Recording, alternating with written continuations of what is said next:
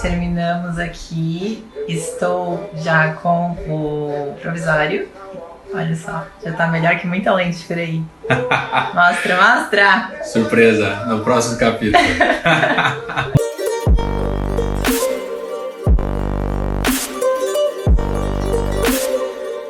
Antes da gente começar a transformar o sorriso do paciente, a gente apresenta o projeto para ele. Então esse aqui é o momento que eu mostro o modelo inicial para o paciente, tá? Onde ele tem a noção exata, sem lábio, né, sem língua, de como realmente estão os dentes dele.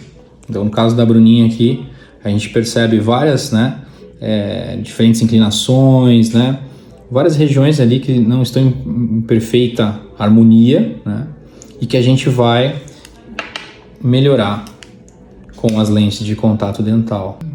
Então aqui o paciente já começa a ter uma noção do potencial do que a gente vai transformar para a vida dele, né?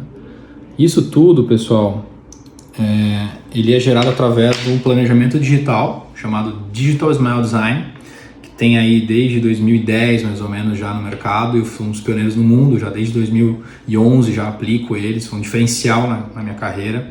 E com certeza te dá por que ele é melhor? Porque ele te dá uma noção de face do paciente. Então a gente começa a olhar o paciente pelo rosto, características faciais, perfil do paciente também é importante, porque a gente usa um conceito chamado visagismo dentro dos meus projetos.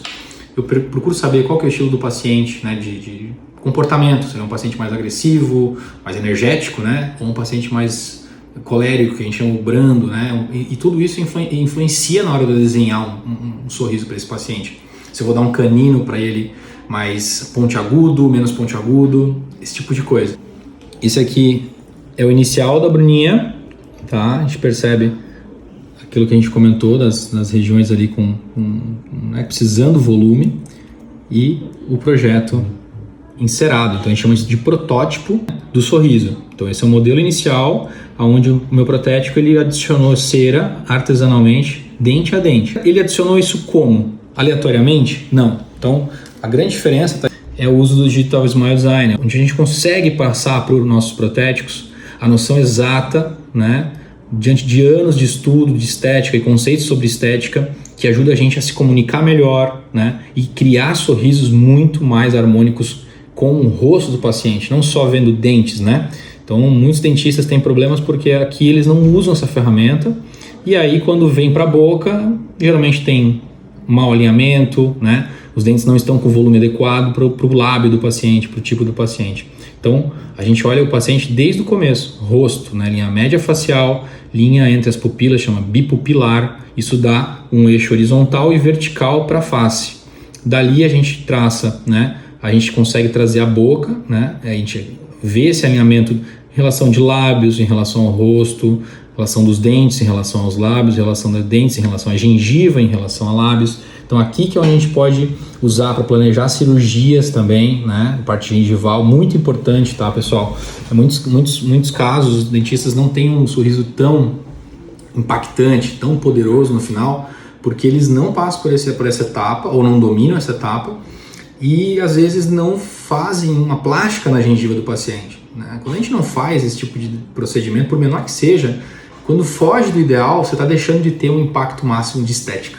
Então, isso dá pra gente muito mais certeza de que no final a gente está fazendo o melhor sorriso para cada paciente que passa por aqui. Então, voltando para cá, dentro dessa largura da distância da face da Bruna, né, entre as pupilas também, a gente chega numa grade, tá? Essa grade de proporção dental.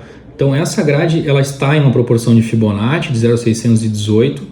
Ela resolve, né, essa proporção ela é encontrada na natureza, uma proporção matemática divina, dito assim, né? A gente consegue encontrar essa proporção em tudo na natureza, e inclusive é ela que guia a estética, tá? Isso já vem desde os gregos, Da Vinci e tudo mais.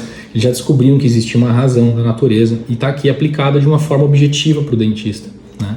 Então a Bruna ela tem uma largura muito boa para o rosto dela, ó, percebe? Essa aqui é a linha média do dente, essa aqui é a linha distal. Olha que interessante, ela tem a largura do central perfeita, porém ela não tem o comprimento perfeito.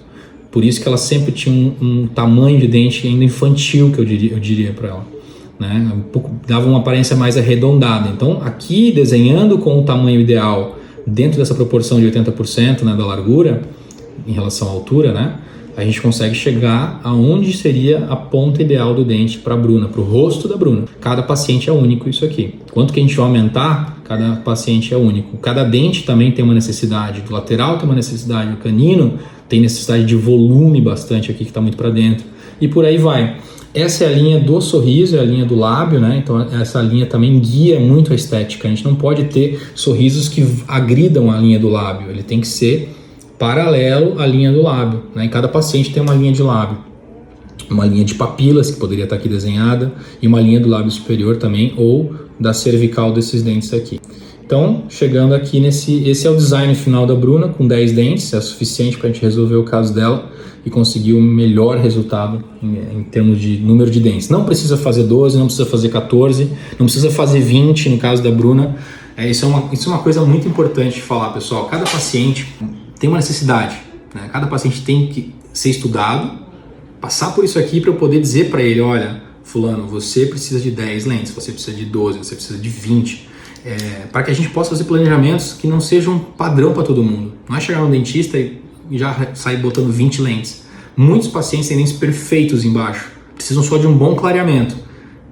O dentista não precisa botar restauração ali. Ele botar uma restauração ali, ele está botando uma restauração que vai ter um tempo de duração. Então vai introduzir no paciente um ciclo restaurador, que a gente chama, né? Todo material vai ter uma duração, seja 5, 10, 15, 30 anos, né? Cada técnica, cada material tem que ser discutido com o paciente.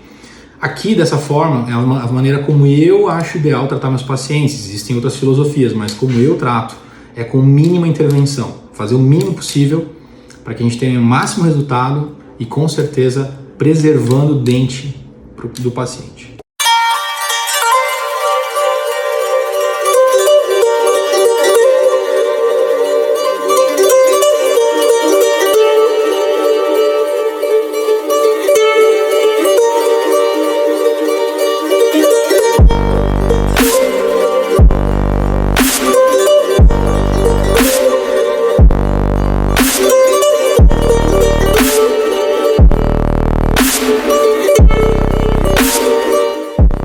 Então, pessoal, chegou a grande hora, né? O paciente, a Bruna, ela já olhou o sorriso dela, ela já está super motivada.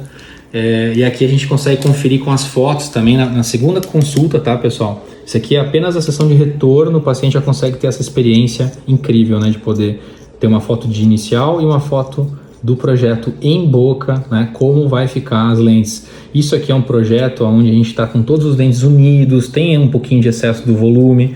Então, assim, no resultado final vai ficar ainda muito melhor, tá? Mas olha o que a gente já consegue ver de mudança, né? Toda essa região, os volumes, nas inclinações, na presença desse sorriso ao sorrir, né? A dominância que ela vai ter, né? Essa presença vai aumentar muito, né? E olha só, em vista 45 graus, né? Vou aumentar um pouquinho aqui. Olha como fica lindo, né? A presença desses volumes, né? Olha como ela tem os dentes bem conoides, dentes mais redondinhos, curtinhos. Gente, olha a diferença disso aqui. Vamos pegar o outro lado dela? Olha só esse lado que o canino dela tá bem para dentro, né? A gente ganhando volume. Então imagina agora transformar isso aqui para uma cerâmica em camadas de alta naturalidade.